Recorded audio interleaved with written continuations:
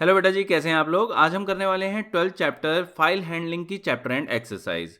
हम पहले जो है वो थ्योरेटिकल पार्ट में जाएंगे और जिन वहाँ पर क्वेश्चंस के अंदर प्रोग्रामिंग की ज़रूरत होगी वहाँ पर चलेंगे हम इडल में और प्रोग्राम बनाकर देखेंगे कि किस तरह वो काम करता है। तो बिना टाइम वेस्ट किए शुरू करते हैं। Welcome to EL academy, my name is Manoj Rana. सबसे पहला question, differentiate between text file and binary file, read line and read lines, write and write lines. तो सबसे पहले बात करते हैं ए पार्ट की, text file and binary file. Text file क्या होती हैं? टेक्स्ट फाइल जो है वो अपने नाम से ही पता चल रहा है उनका कि वो टेक्स्ट फाइल्स हैं, यानी वो सीक्वेंस ऑफ कैरेक्टर्स हैं। वो ऐसी फाइल्स हैं जहां पर हमारे पास ASCII कैरेक्टर्स जो हैं वो हमने स्टोर किए हुए हैं। दूसरी होती हैं बाइनरी फाइल्स। बाइनरी फाइल्स जो हैं वो ह्यूमन रीडेबल नहीं होती, मतलब उनके अंदर डेटा जो है वो हम स्टोर करते हैं लेकिन वो डेटा जो है वो ASCII वैल्यूज़ में नहीं होता। मतलब ऐसा नहीं होता कि हम वहाँ पर कुछ लैंग्वेज में देख पाएँ और हमारे को समझ में आए कि वो क्या है। आपको मैं प्रैक्टिकली ये दिखा देता हूँ कि टेक्स्ट फाइल और बाइनरी फाइल कैसी होती है। अब यहाँ पर आप प्रैक्टिकली समझ पाएंगे कि ये किस तरह से हमारे को दिखते हैं जब भी हम इनको टेक्स्ट एडिटर में खोलते हैं। मान लो हमारे पास टेक्स्ट फाइल है और टेक्स्ट फाइल को हमने यहाँ पर नोटपैड में खोला तो कंप्लीटली लेजिबल है, हम इसमें सब कुछ पढ़ सकते हैं। इंग्लिश कैरेक्टर्स हैं तो जो भी हमारी लैंग्वेज है जिसमें भी हमने वहाँ पर ASCII कैरेक्टर्स जो भी दिए हुए हैं वो हमारे सामने आ जाते हैं। तो ये तो सिंपल है। अगर मान लो हम बाइनरी फाइल लेते हैं और इसको किसी भी टेक्स्ट एडिटर के अंदर खोलना चाहते हैं तो आप देखेंगे कि हमारे पास जो वैल्यूज़ यहाँ पर जनरेट होंगी वो एब्जर्ड होंगी। बहुत कम ऐसी चीज़ें हैं जिनको आप पढ़ पा रहे हैं, जैसे कि यहाँ पर एंड्रॉयड है, कुछ यहाँ पर नंबर्स हैं, R25C है, लेकिन बाकी सभी की सभी जो वैल्यूज़ हैं वो आपके लिए एब्जर्ड हैं। आप वहाँ पर उनका कोई मीनिंग नहीं निकाल पाएंगे। तो ये फाइल जो मर्जी काम कर रही हो, ये जब आप उसको वहाँ पर टेक्स्ट एडिटर में खोलेंगे तो ये आपके सामने कुछ ऐसा सा डेटा जो है वो प्रेजेंट करती है। B part, read line method. Read line method जो है वो हमारे को फाइल में एक लाइन को पढ़ने में हेल्प करता है। मतलब अगर हम एक सिंगल लाइन पढ़ना चाहते हैं जो कि हमारे न्यू लाइन कैरेक्टर पे ख़त्म हो जाती है तो उसको पढ़वाने में हमारी हेल्प करेगा रीड लाइन। अगर हम स्पेसिफिकली वहाँ पर n जो है वो पास करते हैं, मतलब एक इंटीजर पास करते हैं इसमें, तो वो हमारे को n बाइट्स ऑफ डेटा भी रीड करके दे सकता है। लेकिन अगर मान लीजिए आपकी जो लाइन है उसके अंदर जस्ट 100 बाइट्स हैं, आप वहाँ पर 200 पुट कर देंगे तो वो आपको 200 नहीं देने वाला, क्योंकि मैक्सिमम ये जो जा सकता है वो सिर्फ न्यू लाइन कैरेक्टर तक जा सकता है। रीड लाइंस जो है ये मेथड काम करता है वहाँ पर जब हम जहाँ पर भी हमारा फाइल ऑब्जेक्ट है उसके आगे की टोटल फाइल अगर हम रीड करवाना चाहते हैं, लेकिन हम वहाँ चाहते हैं कि वो हमारे पास लिस्ट में आए, मतलब एक स्ट्रिंग ना बने, वहाँ पर जहाँ पर भी न्यू लाइन कैरेक्टर है वहाँ पर एक एलिमेंट बने वो लिस्ट का। तो ऐसे में हम रीड लाइंस जो है वो यूज़ करते हैं। अब जरा प्रैक्टिकली देखते हैं कि रीड लाइन और रीड लाइंस किस तरह से काम करते हैं। तो सबसे पहले हमारे को फाइल जो है उसको ओपन करना होता है। एक वेरिएबल मैं ले लेता हूँ, मैं कहता हूँ इसको माई फाइल। माई फाइल के अंदर मैं एक फाइल ओपन कर लेता हूँ। फाइल हम वही जो टेक्स्ट फाइल हमने बनाई हुई है इसी को ओपन करते हैं। हम यहाँ पर टेक्स्ट फाइल डॉट टेक्स्ट जो हमारा पूरा नाम है उसका वो देते हैं। एक एक्सेस मोड हमारे को देना होगा। अभी के लिए हम उसको जस्ट रीड करवाना चाह रहे हैं तो हम यहाँ पर R मोड जो है वो दे देते हैं। और जो भी फाइल आप ओपन करवाएं हमेशा आप उसको क्लोज जरूर करवाएं। तो माई फाइल डॉट क्लोज जो है ये वाली कमांड दे देते हैं। अब हम यहाँ पर रीड करवाते हैं तो यहाँ पर जो भी उसका कंटेंट है उस कंटेंट को मैं यहाँ पर कंटेंट नाम से एक वेरिएबल दे देता हूँ और माई फाइल डॉट रीड, इस तरह से मैं इसको रीड करवा लेता हूँ। अब जब ये यहाँ पर माई फाइल डॉट रीड जो है ये कंटेंट के अंदर फिल हो जाता है मान लो, अब यहाँ पर ये जो है इसे हम आउटपुट में ले लेते हैं। तो ये मैंने कंटेंट जो है वो मैंने आउटपुट में ले लिया। मैं इसको सेव करता हूँ, मैं इसको रन करता हूँ तो आप देखेंगे हमारी फाइल में जो भी था वो हमारे सामने आ गया है। तो ये अभी मैंने आपको रीड लाइन या रीड लाइंस नहीं बताया, ये जस्ट मैंने आपको फाइल के अंदर जो भी हमारे पास था वो आपको लेकर दिखाया कि किस तरह से हमारे सामने आता है। रीडिंग में हमेशा आप ध्यान रखेंगे एक लाइन आपके पास एक्स्ट्रा जो है वो ज़रूर आती है, वो रीड हो, रीड लाइन हो, रीड लाइन्स हो, कुछ भी हो। अब अगर मान लो यहाँ पर ये जो है रीड लाइन होता तो क्या होता वो मैं आपको बताता हूँ, रीड लाइन। अब रीड लाइन अगर मान लो हम लेते हैं तो ऐसे में जो भी फर्स्ट लाइन होती है वो वाली फर्स्ट लाइन वहाँ पर हमारे सामने आ जाती है। मैं इसको सेव करके रन करके दिखाता हूँ आपको। तो आप देख सकते हैं कि हमारी फर्स्ट लाइन जो है वो फर्स्ट लाइन हमारे सामने आ गई है। अगर मान लो हम इसमें अब सेकंड लाइन पढ़वाना चाहते हैं तो वो कैसे करवाया जाएगा। सेकंड लाइन के लिए जब आप ये एक बार कमांड दे देंगे तो आपका फाइल ऑब्जेक्ट जो है वो यहाँ पर पहुंच जाएगा। इनफैक्ट ये जो है ये नेक्स्ट लाइन में यहाँ पहुंच जाता है, मतलब ये पूरी की पूरी लाइन जो है वो पढ़ता है, साथ में एक \n जो है वो अपने आप ले लेता है और यहाँ पहुंच जाता है। जब भी आप रीड लाइन करवाएंगे वो यहाँ तक ये इसको पढ़ेगा और यहाँ पहुंच जाएगा। तो बेसिकली आपका जब कभी भी एक लाइन वो कंप्लीट कर लेता है तो वो सेकंड लाइन की शुरुआत में पहुंच जाता है और फिर आप अगर नेक्स्ट रीड लाइन करवाएंगे, मान लो मैं यहाँ पर एक लाइन जो है और पढ़ना चाहता हूँ और मैं इसको फिर दोबारा से सेम कमांड देता हूँ, my file dot read line, और इस कमांड के बाद जो है मैं यहाँ पर प्रिंट जो है वो लेकर दिखाता हूँ आपको। यहाँ पर मैं आपको लाइन जो है वो लेकर दिखाऊँ। सेव करते हैं, रन करते हैं, तो आप देखेंगे कि अब जो है वो सेकंड लाइन आ गई है। जो भी हमने वहाँ पर लिखा था उसके अंदर सेकंड लाइन यही थी, this is it's second line, तो वो ही हमारे सामने आ गई है। तो इस तरह से रीड लाइन मेथड जो है वो एक एक लाइन करके हमारे सामने जो भी वहाँ पर हमने लिखा हुआ है, जो भी हमारी फाइल के अंदर है कंटेंट, उसे एक एक लाइन करके हमारे सामने देता है। अगर मान लीजिए हम जो है वो रीड लाइंस मेथड करते हैं, अब मान लो मैंने यहाँ पर रीड लाइंस किया और इसको मैंने लाइंस के अंदर जो है स्टोर कर लिया, और मैं आपको यहाँ पर लाइंस ही यहाँ पर प्रिंट आउट करके दिखाऊंगा, तो आपके पास एक लिस्ट आ जाएगी। मैं इसको सेव करता हूँ, रन करता हूँ, तो आप देखेंगे कि हमारे पास जो है वो पूरी की पूरी एक लिस्ट आ गई है। लेकिन कहाँ से आई है? जहाँ पर भी हमारा वो कर्सर था उस कर्सर के बाद से उसने पढ़ना शुरू किया है। अगर मान लो मैं ये कंटेंट जो है इसे यहाँ पर डिलीट कर देता हूँ, अब मैं इसे सेव करता हूँ, रन करता हूँ, तो आप देखेंगे पूरी की पूरी फाइल हमारे सामने जो है वो आ गई है। तो रीडिंग जो है वो किस तरह से होती है वो आप ध्यान रखेंगे। अगर रीड लाइन है तो वो एक लाइन को पढ़ेगा, रीड लाइन्स है तो वो उसके आगे की टोटल फाइल को पढ़ लेगा जितनी भी आगे तक है। दोनों में फर्क क्या आएगा? रीड लाइन में आपके पास सिर्फ एक लाइन आती है, और वो एक लाइन किसी लिस्ट की तरह नहीं होती। रीड लाइंस के अंदर जो है वो आपके पास एक लिस्ट आती है, और ये वाली लिस्ट जो है उसके अंदर जो अलग अलग लाइंस होती हैं वो अगर आप देखेंगे तो इस तरह से अलग अलग एलिमेंट की तरह आपके सामने आ रही है। और जो \n है वो यहाँ पर मेंशन्ड है, ये रीड लाइन के अंदर मेंशन नहीं होता है। तो ये थोड़े से डिफरेंसेस हैं जो आपको यहाँ पर नोट करने चाहिए। सी पार्ट, यहाँ पर राइट और राइट लाइंस कैसे काम करते हैं उनकी बात है। राइट मेथड जो है वो जनरली एक स्ट्रिंग जो है, कंप्लीट स्ट्रिंग हो सकता है, आप पूरी की पूरी स्टोरी वहाँ पर एक स्ट्रिंग के अंदर वहाँ पर लिख कर दे दीजिए, तो उससे कोई फर्क नहीं पड़ता। राइट मेथड जस्ट वहाँ पर जो भी आपने स्ट्रिंग पास की है उसे वहाँ पर वो फाइल में स्टोर करवाने में आपकी हेल्प करता है। राइट लाइंस मेथड भी राइट की तरह ही काम करता है, लेकिन यहाँ पर सिंगल स्ट्रिंग जो है वो हम पास नहीं करते, बल्कि हम एक कलेक्शन पास करते हैं। मतलब हम एक इटरेबल ऑब्जेक्ट जो है वो इसके अंदर पास करते हैं। वो लिस्ट भी हो सकता है, ट्रिपल भी हो सकता है। उसमें हमारे पास जो स्ट्रिंग्स होती हैं वो जस्ट एलिमेंट्स की तरह होती हैं, और जब उन्हें राइट लाइंस मेथड के अंदर पुट किया जाता है तो वो राइट लाइंस मेथड जो है उस डेटा को वहाँ पर फाइल के अंदर स्टोर कर देता है। लेकिन इसके अंदर हमारे पास रिटर्न में कोई भी नंबर ऑफ कैरेक्टर्स नहीं आते, जैसे कि हमारे को राइट मेथड के अंदर मिलते हैं। मतलब राइट मेथड में जैसे अगर मान लो हम कोई भी काम करवाएंगे तो उसमें हमारे को n एक वैल्यू मिल जाती है रिटर्न में कि हमने कितने कैरेक्टर्स वहाँ पर प्रिंट करवाए हैं, कितने कैरेक्टर्स वहाँ पर स्टोर करवाए हैं। राइट लाइंस में ऐसा कुछ भी नहीं होता।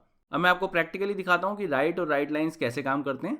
यहाँ पर मैंने माई फाइल जो है वो एक वहाँ पर वेरिएबल लिया, उसके अंदर जो है वो टेक्स्ट फाइल जो भी मैंने आपको दिखाई थी वो ओपन करिए। इस बार बस आप ध्यान रखेंगे कि मैंने उसको A+ मोड के अंदर जो है वो ओपन किया है। आप अपेंड या A+ मोड आप दोनों यूज़ कर सकते हैं, लेकिन W मोड अगर आप यूज़ करेंगे तो ध्यान रखना आपका ओरिजिनल डेटा जो है वो वाइप हो जाएगा। अगर आप नहीं चाहते कि आपकी फाइल जो है वो बिल्कुल शुरुआत से क्लीन होकर दोबारा से बने, तो आप A मोड जो है या A+ मोड जो है वो यूज़ कर सकते हैं। A+ मोड जो है वो आपके पास अपेंड और रीड दोनों में काम आता है, बस इतना सा फ़र्क है। तो अभी के लिए तो हम सिर्फ अपेंड मोड भी यूज़ करेंगे तो भी हमारा काम चल जाएगा। इसके बाद हम क्या करेंगे, इसके अंदर माई फाइल जो भी है इसके अंदर हम राइट करवाना चाह रहे हैं तो हम यहाँ पर राइट कमांड देंगे। क्या लिखवाना चाह रहे हैं, हम यहाँ पर content1 देते हैं। क्यों content1 देते हैं? क्योंकि राइट मेथड जो होता है वो एक स्ट्रिंग जो भी हम वहाँ पर पास करवा रहे हैं उसको वहाँ पर वो बिल्कुल उसी तरह से लिखेगा जैसा कि वहाँ पर पाइथन उस स्ट्रिंग को समझ रहा है। पाइथन कैसे समझता है ये आप अभी तक जानते ही होंगे। जब भी हम वहाँ पर \n देते हैं तो वहाँ पर उसको पता होता है कि हम ये न्यू लाइन कैरेक्टर दे रहे हैं, उसने एक लाइन जो है वो ब्लैंक करनी है। फिर हमने 2 दी हैं तो 2 लाइन यहाँ पर हमारे को मिल जाएंगी। हमने जब नेक्स्ट लाइन में कुछ लिखना होगा हमारे को फिर से ये इस तरह से देना होगा। तो ये \n \t या जो भी आप स्पेशल कैरेक्टर जो आपकी पाइथन स्ट्रिंग्स के होते हैं वो अगर पास करना चाहते हैं तो आपको वो इसी फॉर्मेट के अंदर पास करने होते हैं। या फिर आपके पास दूसरा तरीका क्या होता है कि आप जो भी यहाँ पर कोटेशन मार्क दे रहे हैं वो ट्रिपल कोटेशन मार्क दें, शुरुआत में भी और लास्ट में भी। तो ऐसे में आप जो भी फॉर्मेट देंगे वो वाला फॉर्मेट वहाँ पर फॉलो हो जाएगा। तो अब ये किस तरह से काम करता है उसकी बात करते हैं। मैं इसको सेव करता हूँ, रन करता हूँ, और आप देखेंगे आपको आउटपुट में यहाँ पर कुछ भी नहीं मिला। लेकिन जब आप यहाँ पर अपनी फाइल को ओपन करेंगे, मैं आपको फाइल ओपन करके दिखा देता हूँ। तो ये जो आपके पास यहाँ पर था, ये आपके पास यहाँ पर लास्ट आपने छोड़ा था, जो आपका फाइल कर्सर था वो यहाँ पर था। 2 आपने \n लिए तो आपके पास ये वाली लाइन जो है वो नेक्स्ट लाइन में चली गई और यहाँ से कर्सर जो है फिर वो यहाँ चला गया। उसके बाद जो है इसने यहाँ पर इधर लिख दिया है। अगर आप यहाँ पर प्रोग्राम देखना चाहेंगे तो इसको आप समझ लीजिए, 2 बैकस्लैश n ने क्या काम किया, उसके बाद ये जो है ये वाली लाइन हमारे सामने आई, उसके बाद इस बैकस्लैश n ने हमारे को एक नई लाइन क्रिएट करके दी, ये हमने सेकंड लाइन लिखी, उसके बाद हमने डॉट दिया, अनदर सेंटेंस, जो भी हम सेंटेंस देना चाहते हैं वो दिया, तो उसने उसी फॉर्मेट में, जिस फॉर्मेट में हमने दिया है बिल्कुल वैसे का वैसा हमारे सामने रख दिया। अब अगर मान लो हम राइट लाइन्स यहाँ पर देते और यहाँ पर जो है वो हम content2 जो है वो पास करते तो क्या होता। और मेरा कर्सर कहाँ पर है वो आपने ध्यान रखना है। कर्सर मैं अगर यहाँ से सब कुछ डिलीट करता हूँ तो अलग देगा और आगे से करूँगा तो अलग। मैंने अभी यहाँ पर आगे सब कुछ डिलीट कर दिया है और इसको मैं यहाँ पर क्लोज करता हूँ सेव करके, ये मैंने क्लोज कर दिया। अब इस प्रोग्राम को हम रन करते हैं और अब मैं आपको दोबारा से यही फाइल जो है वो ओपन करके दिखाता हूँ। अब आप देखेंगे कि मेरा कर्सर यहाँ पर था, तो मैंने क्योंकि न्यू लाइन कैरेक्टर दिया था तो इसके कारण जो भी आगे मेरा राइटिंग मेथड है वो यहाँ से शुरू हुआ, लेकिन उसके बाद मैंने कोई भी न्यू लाइन कैरेक्टर नहीं दिया और उसके कारण क्या हुआ, उसके कारण एक कॉन्टिन्यूटी के अंदर सारे के सारे सेंटेंसेस जो हैं एक के बाद एक मेरे सामने आ गए। तो ये आप ध्यान रखेंगे कि आपने राइट लेना है मेथड, राइट लाइन्स मेथड लेना है, आपने जो भी करना है आपने हमेशा ध्यान रखना है कि अपने आप कुछ नहीं होने वाला। आप जो जो कैरेक्टर्स वहाँ पास करेंगे उसी के हिसाब से वहाँ पर राइटिंग जो है वो होगी। तो बस इसी के साथ बढ़ते हैं अब जरा नेक्स्ट क्वेश्चन की तरफ। Second question, write the use and syntax for the following methods, open, read, seek, dump. अब ओपन और रीड ये दो मेथड तो आप जानते हैं क्योंकि ये तो हमने भी फर्स्ट क्वेश्चन में ही यूज़ किए। तो वैसे मैं आपको बता देता हूँ, ओपन जो है वो जस्ट हमारे पास किसी भी फाइल को ओपन करने के लिए काम में आता है। वो हम सिंपल कोई भी एक फाइल ऑब्जेक्ट बनाते हैं, इक्वल्स में हम ओपन मेथड यूज़ करते हैं। ओपन मेथड में हम एक फाइल नेम पास करते हैं और साथ में एक एक्सेस मोड देते हैं। ऑप्शनल होता है, जरूरी नहीं होता कि हमने एक्सेस मोड पास ही करना है। बी पार्ट यानी रीड मेथड जो है ये हमारे को वहाँ पर टोटल डेटा जो है उसको रीड करवाने में काम में आता है। मतलब अगर हमारे पास कोई भी एक टेक्स्ट फाइल है और टेक्स्ट फाइल को हम पूरा रीड करना चाहते हैं तो रीड जो है वो हमारे को टोटल कंटेंट जो है जितना भी उस फाइल के अंदर होगा वो सारा का सारा हमारे सामने दे देता है। जैसे कि एग्जांपल के लिए मैंने आपको यहाँ पर सिंटेक्स बताया ही है, कोई भी एक फाइल ऑब्जेक्ट ली, डॉट रीड लिया, अगर आपने वहाँ पर कोई एक इंटीजर पास कर दिया तो वो आपको सिर्फ उतने ही नंबर ऑफ बाइट्स देगा जो आपने पास किया है, अदरवाइज ये आपको पूरी की पूरी फाइल में जो भी कंटेंट है वो दे देगा। सी पार्ट है सीक मेथड। सीक मेथड जो है वो हमारे को जो भी हमारा फाइल ऑब्जेक्ट है उसमें कहीं एक पर्टिकुलर पोजीशन में पहुंचने में हेल्प करता है। जनरली हम सिर्फ वहाँ पर 3 पोजीशन हैं जहाँ पर हम पहुँच सकते हैं। या तो हम बिगनिंग ऑफ फाइल में पहुँच सकते हैं, या फिर अगर हम करंट पोजीशन पे ही आगे कुछ अपेंड करवाना चाहें वो करवा सकते हैं, या फिर हम एंड ऑफ द फाइल पे पहुँच सकते हैं। ये प्रैक्टिकली कैसे काम करता है इसको देखने के लिए चलते हैं ईडल पे। सीक फंक्शन कैसे काम करता है इसको समझने के लिए हम ऐसा करते हैं, एक नई फाइल क्रिएट करते हैं। पहले तो एक फाइल ऑब्जेक्ट जो है वो नाम लेना पड़ेगा। स्टैंडर्ड जो मैं लेता हूँ नॉर्मली माई फाइल ये ले लेते हैं। इसके अंदर ओपन जो है वो करते हैं और एक नई फाइल क्रिएट करते हैं जो कि अभी वहाँ पर मेरे फोल्डर के अंदर एग्जिस्ट ना करती हो। इसको हम जो है नाम देते हैं सीक डॉट टेक्स्ट, क्योंकि हम सीक जो है वो समझना चाह रहे हैं तो सीक डॉट टेक्स्ट कर देते हैं इसको। और इसको जो है वो हम राइट मोड के अंदर ओपन करते हैं क्योंकि हमने यहाँ पर कुछ ना कुछ लिखना है। अब यहाँ पर माई फाइल लेते हैं। माई फाइल के अंदर हम ऐसा करते हैं, राइट करवाते हैं कुछ भी।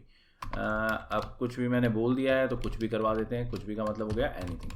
तो ये जो है ये हमने करवाया और यहाँ पर हमने माई फाइल को क्लोज कर दिया। अब इससे क्या होगा, हमारे पास एक नई फाइल क्रिएट हो जाएगी। मैं इसको सेव करता हूँ, रन करता हूँ और आपको फोल्डर में ले चलता हूँ। जो फोल्डर है मेरा इसके अंदर आप देखेंगे सीक फाइल क्रिएट हो गई है और उसके अंदर एनीथिंग जो है वो लिखा हुआ आ गया है। तो आपने देख लिया कि राइट जो है वो एक्सेस मोड किस तरह से काम करता है। सिंपल एक फाइल को वहाँ पर क्रिएट करवा देता है। अगर मान लो हमने उसमें एक्चुअली कुछ लिखवाया है जो कि हमारे राइट से यहाँ पर मेथड से लिखा जा रहा है तो वो वहाँ पर लिख देगा। लेकिन अब यहाँ पर थोड़ा सा और चेंज लाते हैं। अब यहाँ पर जो है वो ऐसा करते हैं, माई फाइल में जाते हैं और माई फाइल के अंदर हम कुछ और भी लिखवाना चाहते हैं। मान लो हम कहते हैं कि हम यहाँ पर एक सेकंड लाइन जो है वो लिखवाना चाहते हैं। सेकंड लाइन के लिए पहले आप ध्यान रखेंगे कि आपको \n देना होगा। उसके बाद जो है वहाँ पर आप सेकंड लाइन जो भी देंगे वो आपके पास आ जाएगी। मैंने इसको सेकंड लाइन इस तरह से दे दिया है। मैं इसको सेव करता हूँ, रन करता हूँ और अब आप यहाँ पर देखेंगे कि हमारे पास 2 लाइन आ चुकी होंगी। ये मैंने गलत फाइल जो है वो ओपन कर दी, सीक फाइल के अंदर एनीथिंग और सेकंड लाइन ये हमारे पास आ गई हैं। लेकिन यहाँ पर मैं जो भी राइट करवा रहा हूँ वो अब आगे मैं इसके लिख सकता हूँ। अब मान लो मैंने कुछ लिखा और मुझे याद आया कि नहीं, यहाँ पर ये चीज़ नहीं बल्कि मुझे पहले कुछ ना कुछ और लिखना था। मान लो एनीथिंग जो है वो मैंने यहाँ पर गलत लिख दिया, मुझे यहाँ पर जो है वो समथिंग लिखना था। तो मैं क्या करूँगा, यहाँ पर मान लो मैं ये सेकंड लाइन लिख चुका हूँ, तो मैं यहाँ पर सीक फंक्शन यूज़ कर सकता हूँ। मैं माई फाइल में जाऊँगा और यहाँ पर सीक 0 कर दूंगा। अब इससे क्या होगा, इससे मैं बिगनिंग में पहुँच जाऊँगा। 0, 1 और 2 ये वैल्यूज़ कैसे काम करती हैं, 0 जो होती है ये बिगनिंग ऑफ द फाइल में ले जाती है हमारे को। 1 करंट लोकेशन जो होती है, जो जनरली हमारे को कभी भी देने की ज़रूरत नहीं पड़ती। 2 जो है वो एंड ऑफ द फाइल में लेके चली जाती है, मतलब अगर हम कहीं ना कहीं बीच में है, फाइल ऑब्जेक्ट हमारा बीच में है, तो वो बिल्कुल एंड पे पहुंच जाएगा। तो इस तरह से हमारा सीक फंक्शन काम करेगा। तो अब हम हमारी बिगनिंग पे हैं। अगर मान लो हम एनीथिंग है जैसे, तो एनीथिंग में ये एनी हटाना चाहते हैं और सम वहाँ पर लगाना चाहते हैं, तो हम क्या करेंगे, यहाँ पर माई फाइल जो है वो लेंगे और माई फाइल के अंदर जो है वो राइट करवाएंगे। लेकिन एक प्रॉब्लम क्या आएगी वो भी मैं आपको बता दूं, एनी जो है वो 3 लेटर्स हैं, तो 3 लेटर्स की जगह 3 लेटर्स ही आ सकते हैं। अगर मान लो मैं 4 लेटर्स दूंगा तो वहाँ पर टी जो है, टी भी मेरा वाइप हो जाएगा। मैं आपको ये समझा देता हूँ कैसे। अगर मान लो मैं यहाँ पर सम लिखूंगा तो यहाँ पर टी भी गायब हो चुका होगा। मैं इसको सेव करता हूँ, रन करता हूँ और अब जो है हम फाइल को ओपन करते हैं और यहाँ पर आप देखेंगे कि हमारे पास यहाँ पर 4 लेटर्स जो हैं वो वाइप होकर वहाँ पर सम आ गया, लेकिन उसके बाद जो है वो हिंग आया। क्यों आया वो आप समझ ही सकते हैं। अगर मुझे पूरा समथिंग वहाँ पर लिखवाना है तो मुझे यहाँ पर पूरा समथिंग जो है वो लिखना पड़ेगा। अब क्या होगा, वहाँ पर एनीथिंग जो है वो पूरा का पूरा वाइप हो जाएगा, उसकी जगह समथिंग आ जाएगा। मैं इसको सेव करके रन करके आपको दिखा देता हूँ। और यहाँ पर अगर हम सीक फाइल को ओपन करते हैं तो आप देखेंगे एनीथिंग की जगह यहाँ पर समथिंग आ गया और सेकेंड लाइन अपनी जगह पे है जहाँ पर भी होती है। तो इस तरह से हमारा सीक फंक्शन काम करता है। अब बढ़ते हैं डंप की तरफ। D part, dump method. Dump method जो है ये बाइनरी फाइल्स का एक तरह से राइट मेथड है। मतलब हम अगर बाइनरी फाइल्स में कुछ भी लिखवाना चाहते हैं तो वो डंप मेथड की हेल्प से करवाया जाता है। हम जनरली इसके लिए जो है पिकल मॉड्यूल यूज़ करते हैं और पिकल मॉड्यूल के अंदर हमारे को ये डंप मेथड मिलता है। डंप मेथड के अंदर आपको पहले जो है वो डेटा ऑब्जेक्ट देना होता है, मतलब जो भी आप लिखवाना चाहते हैं वो, और उसके बाद आपको फाइल ऑब्जेक्ट देना होता है, यानी वो फाइल जिसके अंदर आप स्टोर करवाना चाहते हैं उस डेटा को। अब इडल में चल के देखते हैं कि ये कैसे काम करता है। पाइथन जो है उसमें अगर आपने पिकल मॉड्यूल पे काम करना है तो आपको सबसे पहले उसे इंपोर्ट करना होगा। अब जो है हम ऐसा करते हैं, एक फाइल लेते हैं और इसको हम ऐसे करते हैं, मैं इसको माई बाइनरी जो है एक वेरिएबल दे रहा हूँ, इसके अंदर ओपन करते हैं। अभी तक ये वाली फाइल जो है वो एग्जिस्ट नहीं करती। मैं आपको फोल्डर जो है वो दिखा देता हूँ। ये मेरा फोल्डर है, इसके अंदर आप देख सकते हैं कि यहाँ पर कोई भी बाइनरी फाइल वहाँ पर नहीं है। अब यहाँ पर हम एक नाम दे देते हैं, मैं इसको देता हूँ माई बाइनरी फाइल, और ये जो है ये हमारे पास .dat इस तरह से हम इसको दे देंगे। तो ये हमारे पास एक बाइनरी फाइल क्रिएट हो जाएगी। लेकिन बाइनरी फाइल को क्रिएट करने के लिए मुझे यहाँ पर जो एक्सेस मोड है वो देना होगा WB। अब ये यहाँ पर क्रिएट हो गई। अब मैं क्या चाहता हूँ, अब मैं चाहता हूँ कि यहाँ पर जो है इसके अंदर, पहले तो मैं आपको सिर्फ ये दिखा देता हूँ कि ये क्रिएशन कैसे होता है। अब यहाँ पर माई बाइनरी जो भी है मेरे पास, इसको हम क्लोज कर देते हैं। कोई भी फाइल आप ओपन करेंगे तो उसको क्लोज करना हमेशा अच्छी प्रैक्टिस जो है वो मानी जाती है। तो ये आपने देख लिया कि किस तरह से वहाँ पर बाइनरी फाइल क्रिएट की जाती है। अब हम बात करते हैं कि डंपिंग कैसे की जाती है। तो डंपिंग के लिए आपने सिंपल डंप मेथड यूज करना है। डंप मेथड क्योंकि आपके पिकल मॉड्यूल का है तो आपको पिकल डॉट डंप इस तरह से यूज करना होगा। इसके बाद आप इस फाइल में क्या देना चाहते हैं वो आप बताएंगे। मान लो मैं जो है वहाँ पर T1 एक जो ट्रिपल है वो देना चाहता हूँ। कहाँ पर देना चाहता हूँ, जो मुझे वहाँ पर फाइल ऑब्जेक्ट है उसका यहाँ पर नाम मेंशन करना होगा जो मैंने बाइनरी लिया हुआ है। तो माई बाइनरी मैंने यहाँ पर मेंशन किया, उसके बाद मैंने इसे सेव किया और अब इसको मैंने रन किया। अब क्या होगा, जो भी मेरी फाइल है, अगर मान लो हम इसको ओपन करें, ओपन कैसे करें, नोटपैड में नहीं कर सकते, ये तो आपने फर्स्ट क्वेश्चन में मैंने आपको समझाया ही था। तो अगर हम इसको अब ओपन करेंगे तो इसके अंदर जो भी मैंने यहाँ पर डंप करवाया है वो मुझे मिल जाएगा। अब ये जो है अगर आप देखना चाहते हैं कि क्या चीज़ है तो इसके लिए मुझे क्या करना होगा, मुझे दोबारा से इसको ओपन करना पड़ेगा। इस बार जो है वो मुझे रीड मोड के अंदर करना है। तो मैं ऐसा करता हूँ, अपनी मेहनत को बचाने के लिए मैं इसको पूरे को लेता हूँ, कॉपी करता हूँ और यहाँ पर पेस्ट कर देता हूँ। इस बार इसको जो है वो RB मोड देते हैं, रीड बाइनरी। अब ये रीड बाइनरी मोड के अंदर हम क्या करेंगे, ये जो हमारा मॉड्यूल है इसको हटा देंगे। अब हम लोडिंग करवाएंगे। लोड फंक्शन भी वैसे ही काम करता है जैसे आपका डंप फंक्शन काम करता है। इसके अंदर आपने क्या करना होता है, जो भी आपका मॉड्यूल है यानी पिकल डॉट लोड इस तरह से करवाना होता है और आप जो भी वहाँ पर फाइल का नाम देंगे। अब जैसे इसके अंदर जो फाइल का नाम है वो है हमारा माई बाइनरी, तो हमने ये पास कर देना है। तो इसमें जो भी उसका कंटेंट होगा वो सारा का सारा आ जाएगा। इसको हम एक वेरिएबल दे देते हैं। मान लो हमने इसके अंदर जो वेरिएबल है वो दिया कंटेंट, तो ये जो कंटेंट है वो हमारे सारे के सारे इसके अंदर आ जाएंगे और बस इसके बाद जो है वो हमने जस्ट आउटपुट लेकर देखना है। तो यहाँ पर मैं आपको प्रिंट जो है वो प्रिंट करवा के दिखा देता हूँ। प्रिंट के अंदर जो भी हमारा कंटेंट है वो आ जाएगा। अब आपको यहाँ पर आउटपुट मिलेगा, लेकिन आउटपुट ध्यान रखना आपको यहाँ नहीं मिलने वाला, क्योंकि यहाँ पर मैंने आपको पहले बताया नोटपैड पे आप इसको नहीं खोल सकते। तो अब इसको सेव करते हैं, रन करते हैं और पाइथन शेल जो है वो मुझे वो ही चीज़ दे देगी जो भी मैंने वहाँ पर डंप करवाई है। डंप मैं क्या करवा सकता हूँ? डंप मैं कुछ भी करवा सकता हूँ। मैंने एग्जाम्पल के लिए यहाँ पर इसीलिए पहले 3 चीज़ें जो है वो ले ली थी। थोड़ा सा स्पेस यहाँ पर कम होने के कारण इसको ऐसा करते हैं, थोड़ा सा ऊपर लेकर चल देते हैं और अब मैं आपको एक एक करके सब कुछ दिखा देता हूँ। यहाँ पर अगर मैं L1 लेता तो मैं इसे सेव करके रन करूँगा तो आप देखेंगे कि मेरे पास जो L1 है वो वहाँ पर फाइल के अंदर सेव हो गया और जो मेरा सेकंड यहाँ पर कोड ब्लॉक है उसके अंदर मैंने उसको आपको प्रिंट लेकर दिखा दिया है। अगर मान लो मैं सिंपल एक स्ट्रिंग देता तो यहाँ पर मुझे L1 की जगह S1 जो है वो पास करनी होती, मैं इसको सेव करता, मैं इसको रन करता और आप देखेंगे कि मेरे पास वहाँ पर स्ट्रिंग आ गई जो भी मैंने दी है। तो आपके पास वो ट्यूपल हो, आपके पास लिस्ट हो, आपके पास स्ट्रिंग हो, आपने कोई इंटीजर पास करवाना है, कहाँ पास करवाना है, इससे कोई फर्क नहीं पड़ता, आप कुछ भी वहाँ पर डंप करवा सकते हैं। हाँ, इसको किस तरह से ऑर्गेनाइज किया जाता है, किस तरह से वहाँ पर डेटा जो है उसको हम अलग अलग फॉर्मेट दे सकते हैं, वो काफ़ी डिटेल वाला टॉपिक है। वो जस्ट यहाँ पर अगर हम छोटा सा इस क्वेश्चन की अगर हम बात करें कि हाँ डंप फंक्शन कैसे काम करता है, तो उसके लिए इतने डिटेल में जाने की अभी हमारे को जरूरत नहीं है। तो अभी बढ़ते हैं हम नेक्स्ट क्वेश्चन की तरफ। Third question, write the file mode that will be used for opening the following files. Also write the Python statements to open the following files. अब ये हम जानते ही हैं कि टेक्स्ट फाइल और जो हमारी बाइनरी फाइल्स हैं उनको हम किस तरह से रीड या राइट करवाते हैं। अब यहाँ पर जो है हमें इडल में जाने की जरूरत नहीं है, इसका आंसर आप सीधा सीधा यहाँ पर देख सकते हैं। ए पार्ट, इसमें जो एक टेक्स्ट फाइल है हमारी एग्जाम्पल डॉट टेक्स्ट, इसको हमने रीड और राइट मोड के अंदर ओपन करना है। इसमें हम R+ या +R मोड जो है वो यूज़ कर सकते हैं। इसमें पहले हम फाइल ऑब्जेक्ट जो भी मतलब हमने वेरिएबल लिया है हमारी फाइल के लिए वो लेते हैं, इक्वल्स, और फिर हम ओपन मेथड यूज़ करते हैं। ओपन के अंदर पहले जो है वो फाइल का नाम और उसके बाद एक्सेस मोड देते हैं। या तो इस तरह से किया जाता है, इस तरह से करने में सिर्फ ये है कि आपको अलग से क्लोज करना पड़ता है, या फिर दूसरा तरीका क्या है कि आप विद ब्लॉक जो है उसके अंदर ओपन करें फाइल को। आपको विद ब्लॉक में अगर ओपन करना है फाइल को तो आपको विद ओपन, उसके अंदर फाइल का नाम, एक्सेस मोड, और उसके बाद यहाँ पर आपको ये माई फाइल यानी वेरिएबल जो है वो बाद में पास करना होता है और उसके बाद आपने कॉलन देना है और आपका एक ब्लॉक जो है वो वहाँ पर रेडी हो जाएगा। आपने जो भी एक्सिक्यूटेबल कोड देने हैं वो आप दे सकते हैं और वो कोड एक्सिक्यूट होने के बाद फाइल अपने आप क्लोज हो जाती है। तो ये था हमारा ए पार्ट। बढ़ते हैं बी पार्ट की तरफ। बाइनरी फाइल जो है हमारे पास बी फाइल .dat, इसे हमने राइट मोड में वहाँ पर एक्सेस करना है। तो राइट मोड के लिए जनरली जो है वो W यूज़ किया जाता है, लेकिन क्योंकि ये बाइनरी फाइल है तो WB हम यूज़ करेंगे। पहले आपको फाइल ऑब्जेक्ट देना है, फिर आपने इक्वल का साइन देना है, उसके बाद ओपन मेथड यूज़ करना है। ओपन मेथड के अंदर फाइल का नाम और उसके बाद access mode. C part, a text file try.txt in append and read mode. Append and read mode के लिए आप A+ या +A दोनों में से कोई भी वहाँ पर एक्सेस मोड यूज़ कर सकते हैं।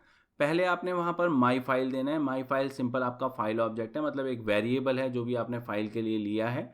उसके बाद ओपन मेथड, उसके बाद आपको फाइल का नाम देना है और उसके बाद एक्सेस मोड।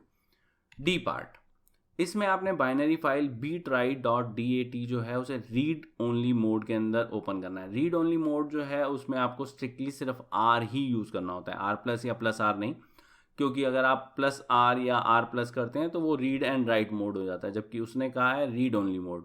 तो हमने वहाँ पर R एक्सेस मोड लेना है और बाकी फॉर्मेट वैसा ही रहेगा। जो सिंटेक्स है उसमें पहले आप वेरिएबल देंगे, उसके बाद जो है ओपन मेथड, उसके बाद फाइल नेम और फिर एक्सेस मोड। तो जैसा कि आप देख ही सकते हैं काफ़ी इजी सा हमारा क्वेश्चन था, होपफुली आपको क्लियर हुआ। बढ़ते हैं नेक्स्ट क्वेश्चन की तरफ। Question number 4, why is it advise to close a file after we are done with the read and write operations?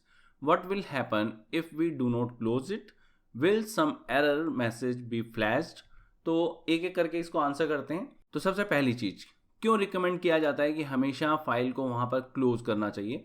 क्योंकि जो भी हमारा सिस्टम है वो वहाँ पर कुछ मेमोरी जो है वो एलोकेट कर देता है उस फाइल के साथ में। अगर हम वो सिस्टम से मेमोरी को फ्री करवाना चाहते हैं तो हमारे को वहाँ पर फाइल को क्लोज कर लेना चाहिए।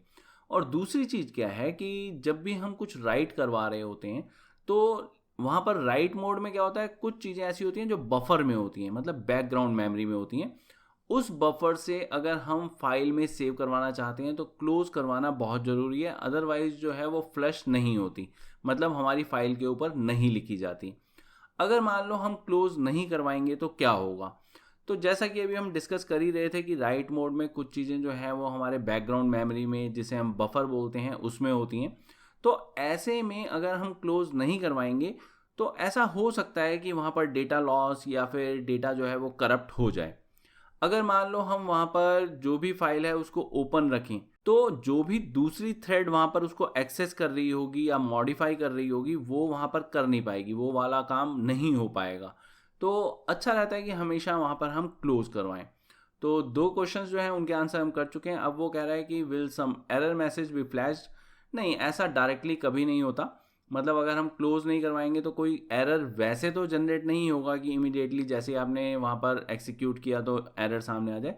लेकिन हाँ, अगर आप वो वाला प्रोग्राम कहीं ना कहीं लॉन्ग रन में यूज़ कर रहे हैं तो कहीं ना कहीं उसके कारण एरर जरूर आ सकता है। तो होपफुली आपको समझ में आया हो ये क्वेश्चन। बढ़ते हैं नेक्स्ट क्वेश्चन की तरफ। 5th question, what is the difference between the following set of statements. और हमारे को यहाँ पर सेट ऑफ स्टेटमेंट्स जो हैं उसमें एक में हमारे को पी ऑब्जेक्ट के अंदर जो है वो कह रहा है ओपन, और ओपन मेथड के अंदर हमने यहाँ पर एक फाइल ओपन करी है रीड मोड में, p.read और 10 हमने यहाँ पर पास किया है। सिंपल वहाँ पर 10 कैरेक्टर्स जो हैं इस फाइल के वो रीड करके स्टोर कर लेगा। कहाँ स्टोर करेगा उसके लिए हमने वेरिएबल उसको असाइन नहीं किया है इसमें। जो बी पार्ट है उसके अंदर विद ब्लॉक जो है वो दिया हुआ है। विद ब्लॉक जो है वो अच्छे माने जाते हैं। क्यों माने जाते हैं? क्योंकि विद ब्लॉक जो है वो ऑटोमेटिकली क्लोज कर देते हैं फाइल को। तो इसमें हमने जो है इसको ओपन किया है practice.txt को रीड मोड में SP। इसके अंदर P जो है ये हमारे पास यहाँ पर फाइल ऑब्जेक्ट जैसे कि ऊपर बनाया था वैसे ही काम करेगा।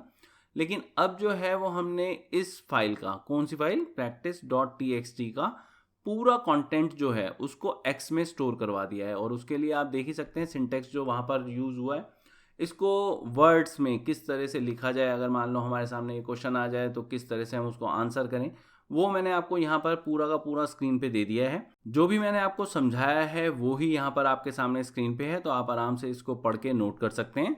अब बढ़ते हैं जरा 6th क्वेश्चन की तरफ। 6th क्वेश्चन हमसे कह रहा है राइट अ कमांड और commands to write the following lines to the text file named hello.txt।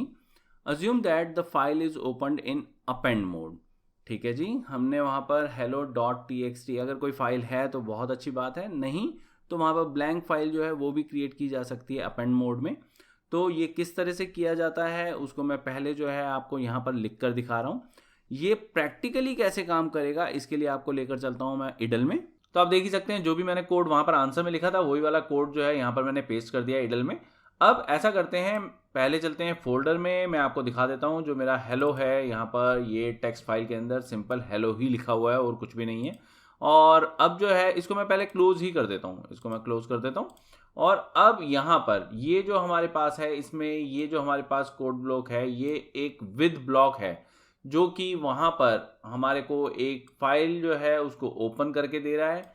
इसके अंदर जो भी लाइन्स होंगी उसको वो एग्जीक्यूट करेगा। जब ये लाइन्स एग्जीक्यूट हो जाएंगी तो ऐसे में वो फाइल को क्लोज कर देगा। अब इन लाइन्स के अंदर है क्या, इसमें एक मैंने वेरिएबल लिया है लाइन्स नाम से, और वो जो वेरिएबल है उसके अंदर मैंने एक लिस्ट जो है वो पास करवाई है। लिस्ट में मैंने वो ही चीज़ें पास करवाई हैं जो मुझे चाहिए। मुझे वहाँ पर एक जो कोटेशन मार्क है वो चाहिए था। अब वो कोटेशन मार्क जो है वो इस स्ट्रिंग के कोटेशन मार्क के साथ में कंफ्यूज ना हो, इसलिए मैंने यहाँ पर ये वाला कोटेशन मार्क अलग दिया है और स्ट्रिंग बिगनिंग कोटेशन मार्क अलग दिया है। उसके बाद एंड भी बिल्कुल वैसा ही था। यहाँ पर मुझे एक कोटेशन मार्क चाहिए था, उसके बाद जो है वो एक न्यू लाइन कैरेक्टर चाहिए था, और ये जो है ये इस स्ट्रिंग का क्लोजिंग कोटेशन मार्क है। और ऐसा ही मैंने हर एक स्ट्रिंग के साथ में किया है। अब इसको जो है सेव करते हैं, रन करते हैं, और अब मैं चलता हूँ दोबारा से फोल्डर में और आपको मैं दिखा देता हूँ यहाँ पर। अब आप देखेंगे कि हमारे पास हेलो के बाद में जो भी स्ट्रिंग्स हमारे को चाहिए थी वो हमारे सामने आ गई हैं। लेकिन अगर मान लो आपको यहाँ पर ये हेलो के साथ में नहीं चाहिए या आपको हेलो नहीं चाहिए, तो आप जो है वो एक ब्लैंक फाइल जो है वो क्रिएट कर सकते हैं। मान लीजिए मैंने यहाँ पर इसको अभी के लिए ब्लैंक कर दिया और उसके बाद मैं इसको सेव करके इस तरह से छोड़ देता हूँ। और इसको मैं अगर दोबारा से रन करता हूँ तो अब आप देखेंगे कि हमारे पास कोई भी हेलो टेक्स्ट वगैरह कुछ भी नहीं होगा और एग्जैक्टली हमारे को वो ही मिल जाएगा जैसा कि हमारे को क्वेश्चन में चाहिए। 3 लाइनें हमारे को वहाँ पर चाहिए। 3 लाइन में जो फर्स्ट लाइन है उसमें पहले स्पेस दिया हुआ है तो हमने वहाँ पर स्पेस लिया है और बाकी जो भी लाइन्स हमारे को चाहिए वो आपके सामने है। तो होपफुली आपको समझ में आया हो कि ये किस तरह से काम कर रहा है। बढ़ते हैं नेक्स्ट क्वेश्चन की तरफ। 7th क्वेश्चन हमसे कह रहा है write a Python program to open the file hello.txt used in question number 6 in read mode to display its content. What will be the difference if the file was opened in write mode instead of append mode? तो read mode में ये क्या करेगा वो obvious है, हमारे पास जो भी वहाँ पर टेक्स्ट फाइल है हमारी उसका सारा कंटेंट जो है वो हमारे सामने दे देगा। लेकिन अगर हमने इसको राइट मोड के अंदर वहाँ पर ओपन किया तो ऐसे में जो भी ओरिजिनल कंटेंट हमने लास्ट क्वेश्चन के अंदर इसमें लिखवाया था वो सारा वाइप हो जाएगा, क्योंकि राइट मोड क्या करता है वो वहाँ पर बिगिनिंग ऑफ द फाइल पे फाइल ऑब्जेक्ट को लेकर जाता है, उसके आगे कोई भी डेटा जो है वो उसमें नहीं बचता। अब यहाँ पर ये देखने के लिए कि अगर मान लो यहाँ पर अपेंड की जगह राइट मोड होता तो क्या फ़र्क पड़ता, उसके लिए मैंने दोबारा से वहाँ पर हेलो फाइल को थोड़ा सा चेंज कर दिया है। अगर आप देखेंगे तो इनिशियली इसके अंदर कुछ प्री रिटन टेक्स्ट है, उसको मैंने प्री रिटन टेक्स्ट ही लिखा है। अब अगर मान लो हम इसके अंदर अपेंड करवाते हैं तो अपेंड करवाने में हमारा फाइल ऑब्जेक्ट जहाँ पर भी होगा उसके आगे, मान लो हमारा फाइल ऑब्जेक्ट यहाँ पर है और मैं इसको यहाँ पर सेव करके यहाँ पर क्लोज कर रहा हूँ, और अगर मान लो ये अपेंड मोड में है तो मैं इसको सेव करके रन करता हूँ और अब मैं आपको फाइल जो है उसको ओपन करके दिखाता हूँ। तो आप देखेंगे जहाँ पर भी हमारा वहाँ फाइल ऑब्जेक्ट था उसके आगे जो है वो राइटिंग हुई है, जो पहले लिखा हुआ टेक्स्ट था उसके अंदर कोई भी चेंज नहीं आया। इसको ज़रा क्लोज कर देते हैं। अब मैं यहाँ पर यही चीज़ जो है W के साथ यानी राइट मोड जो है हमारा उसके साथ में इस फाइल को क्रिएट करता हूँ। अब क्या होगा, जो भी हमारी फाइल है जितना भी इसके अंदर पहले लिखा हुआ टेक्स्ट है ये सारा का सारा ये सारा डिलीट हो जाएगा। मैं इसको पहले से ही डिलीट कर देता हूँ ताकि आप कंफ्यूज ना हो। तो यहाँ पर हमारे पास प्री रिटन टेक्स्ट है। अब मैं इसको यहाँ पर ये सेव करता हूँ, क्लोज करता हूँ और अब मैं इस प्रोग्राम को रन करता हूँ। और रन करने के बाद जो है दोबारा से हम इसी फोल्डर में जाते हैं और हमारी हेलो फाइल जो है उसे ओपन करते हैं और अब आप देखेंगे कि यहाँ पर प्री रिटन टेक्स्ट नाम की कोई चीज़ नहीं है, वो वाइप हो जाता है। उसके बाद जो है वो राइटिंग शुरू होती है।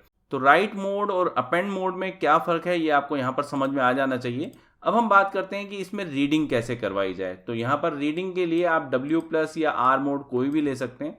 अगर मान लीजिए हमने रीडिंग करवानी है सिर्फ और कुछ भी नहीं लिखवाना तो हम यहाँ पर जनरली R मोड लेते हैं। अब यहाँ पर हम इसमें प्रिंट करवाते हैं प्रिंट, और जो भी हमारे पास माई फाइल है इसको इस तरह से हम रीड मेथड देते हैं और जो भी यहाँ पर ये हमारे पास टोटल कंटेंट जो है उसको रिटर्न करेगा, और जो भी ये यहाँ पर टोटल हमारा कंटेंट जो है वो रिटर्न होकर आएगा उसी को हम यहाँ पर प्रिंट करवा रहे हैं। तो हम सेव करते हैं, रन करते हैं। तो इस तरह से हमने रीड मोड में इसको ओपन किया और जो भी उसके अंदर का कंटेंट था उसको यहाँ पर डिस्प्ले करवाया है। तो अब बढ़ते हैं जरा नेक्स्ट क्वेश्चन की तरफ। 8th question write a program to accept string और sentences from user till the user enters END to save the data in a text file and then display only those sentences which begin with an uppercase alphabet। तो इसमें जो programme काम करेगा वो मैं आपको सामने दे देता हूँ, लेकिन ये प्रोग्राम एग्जैक्टली इडल में कैसे काम करता है लाइन बाय लाइन जो है वो अगर आपने समझना है तो आपको मैं लेकर चलता हूँ इडल में। तो इस क्वेश्चन में बेसिकली हमने क्या करना है, हमने वहाँ पर सेंटेंसेस जो हैं वो लेने हैं यूज़र से। सेंटेंसेस कब तक देगा यूज़र, जब तक कि वो कैपिटल END एंटर नहीं करता तब तक हम उससे लगातार सेंटेंसेस मांगेंगे, वो हमारे को सेंटेंसेस देगा और हम उसको एक फ़ाइल के अंदर स्टोर करवाएंगे और अल्टीमेटली जो भी हमारी फ़ाइल वहाँ पर बन जाएगी हमने उसे एक्सेस करना है और उसमें वो सेंटेंसेस जो कि वहाँ पर कैपिटल लेटर से शुरू हो रहे हैं उन्हें वहाँ पर डिस्प्ले करवाना है। तो इसके लिए हमारे पास सही मेथड क्या रहेगा वो हम देखते हैं। हम ऐसा करते हैं, सबसे पहले एक एम्प्टी स्ट्रिंग ले लेते हैं। हम वहाँ पर एक S1 स्ट्रिंग लेते हैं str, ये इस तरह से, और हम कहते हैं कि जब तक कि ये स्ट्रिंग जो है ये यहाँ पर एंड नहीं है, इसका क्या मतलब S1 और यहाँ पर not equal to capital letters के अंदर END जो कि हमारी कंडीशन है जो क्वेश्चन के अंदर दी हुई है, जब तक कि ये ऐसा नहीं है तब तक हम क्या करें, तब तक हम S1 के अंदर जो भी यूज़र इनपुट है वो लेते हैं। यूज़र इनपुट लेने के लिए हम यहाँ पर इनपुट जो है वो टाइप करते हैं। लेकिन हाँ, इस चीज़ का आप ध्यान रखिए कि यूज़र को ये ज़रूर बता दीजिए कि वो कोई ना कोई कैरेक्टर ज़रूर दे वहाँ पर एंड में, जो कि पाइथन प्रोग्राम को हेल्प करे ये फाइंड करने में कि यहाँ पर सेंटेंस खत्म हो गया है, जो कि हमारा स्टैंडर्ड रहता है डॉट। तो हम क्या करेंगे, यहाँ पर इनपुट के अंदर जो है ये चीज़ मेंशन कर देंगे। हम यहाँ पर जो है वो सेंटेंस इस तरह से लिखते हैं और ब्रैकेट में लिख देते हैं put a dot at the end. तो इससे यूज़र को पता चल जाएगा कि हम उससे सेंटेंस मांग रहे हैं और हम ये कह रहे हैं कि वो एक एंड में डॉट जरूर लगाएं। तो ये हमारे पास S1 आ जाएगा। अब इस सेंटेंस को आप क्या चाहते हैं, आप चाहते हैं कि किसी ना किसी फाइल के अंदर ये जो है ये अपेंड हो जाए। तो ठीक है, हम यहाँ पर जो है वो एक फाइल क्रिएट करते हैं। फाइल क्रिएट करवाने के लिए मैं यहाँ पर एक वेरिएबल ले लेता हूँ माई फाइल, और माई फाइल जो है यहाँ पर ओपन मेथड हम यूज़ करते हैं।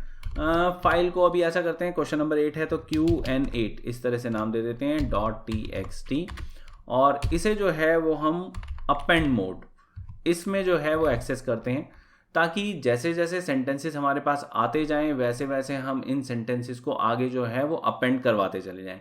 तो माई फाइल के अंदर जो है वो जैसे जैसे अलग अलग चीज़ें आती जाएंगी वो हम यहाँ पर अपेंड करवाते जाएंगे, लेकिन जब END वो पुट करे तब वो नहीं आना चाहिए। तो हम ये वाली चीज़ जो है वो मेंशन कर देते हैं, यानी यही जो कंडीशन है हमारे पास इसको हम कॉपी करते हैं और यहाँ पर जो है इसको हम इफ़ ब्लॉक में दे देते हैं, इफ़ और ये वाली कंडीशन कि अगर वो एंड नहीं है तब तक वो हमारी जो माई फाइल है उसके अंदर आना चाहिए, बाकी में नहीं।